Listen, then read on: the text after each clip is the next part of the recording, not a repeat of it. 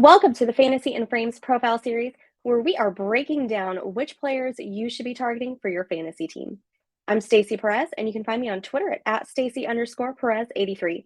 Before we get started, make sure to go on over and hit that subscribe button on our YouTube channel, and make sure that you're following us everywhere on social media for more amazing fantasy football content from all of us here at Fantasy and Frames. Now, I want to introduce you to one of my very favorite targets for this season.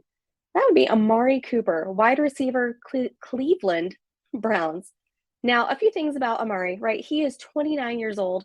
He was drafted in the first round in the 2015 draft by the Oakland Raiders. Last season, it was his first year with Cleveland, and he put up 1,160 yards and brought in 9 touchdowns. Included in those numbers were 5 100-plus yard games.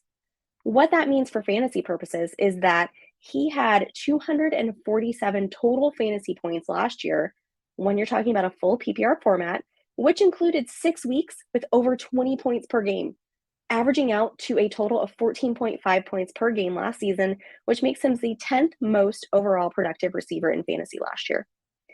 Now, a few stats about Cleveland is that Cooper was their number 1 receiver. It wasn't even close. He had a 26% of the target share. Of the 488 total targets, Cooper was responsible for 126. And between Brissett and Watson, Cleveland threw for 3,710 yards all season, and Cooper got 31% of those yards. One stat that Cooper is not going to look too fondly on from last season is his passing attempt, right? He had 1 passing attempt where he threw for an interception. But you know what? We're not going to hold that against him. Now, Cooper is a really just extremely intelligent player who takes immense pride in his route running. He makes so much effort to lull defenders into a false sense of security, making them think that one thing is coming, but then in reality, he's going to switch it up at the last minute and let him get so much separation because of that. And he's going to get down the field and make sure that his quarterback, whoever it is, knows that he's open. He's out there playing chess while everybody else is playing checkers. But really, he's so into chess that he kind of sees the football field as just one giant chessboard. He is 6'1", 210 pounds. He is a big physical receiver. He uses his size as a weapon, and he's not afraid to fight through the defenders, get his yards, and get into the end zone. Historically, he averages 13.8 yards per reception, with a career average of 11.2 for his average depth of target, or his ADOT, as we like to say. Now, last season, he actually saw a bump in those numbers, making it his highest ADOT thus far with 13.3.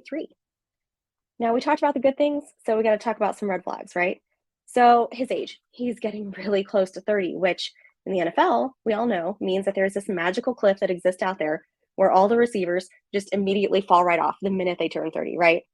I'm just kidding a little bit. Just a little bit. But I don't really see any signs of Cooper slowing down, right, once he turns that magical age of 30. I think he's going to be fine. Not really something I'm too worried about. Now, in the offseason, he did have surgery on his abdomen. By all accounts, it seems to be going really well with his rehab, and I have not heard one thing about possibility of him missing any sort of time. Now, the biggest red flag, probably the most important, is the addition of Elijah Moore, right? He was added last season from the Jets, notably unhappy with his target share there in New York. And he was not afraid to let everybody and anybody know about it. Now, you can expect him to be added into the scheme, to be added into this offense, and potentially he could cut into some of Cooper's targets.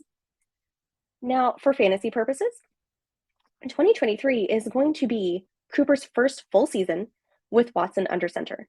But even with the quarterback situation last year, Cooper was still averaging 14.5 points per game. Now, there's no reason to think that he's not going to maintain those numbers now, especially when there's consistency at the quarterback position for the Browns. Our consensus Fantasy and Frames redraft rankings, which you can find over on our website, have Cooper as the 17th overall wide receiver and the 42nd player overall off the board. Now, this puts him ahead of guys like Calvin Ridley, Chris Godwin, neither of which I'm really taking over Cooper at this point, especially given his pass production and the potential for the Browns to be a better offense overall this year. In my opinion, he and Ridley are kind of the end of a tier of receiver. After that, you're going to start getting into guys like Jerry Jeudy, DJ Moore, Drake London. Guys that, to me, have more questions surrounding their situations than Cooper does. You are getting Cooper in a range where he is an absolute steal, especially given his ability to consistently produce at a very high level. For more in-depth fantasy analysis, remember to check out all of our content here on Fantasy and Frames on our website, on our YouTube channel, and everywhere else on social media. If you like what you heard, give us a like, a share, a follow, maybe all three. I'm Stacey Perez, and you can find me on Twitter at Stacey_Perez83. Until next time.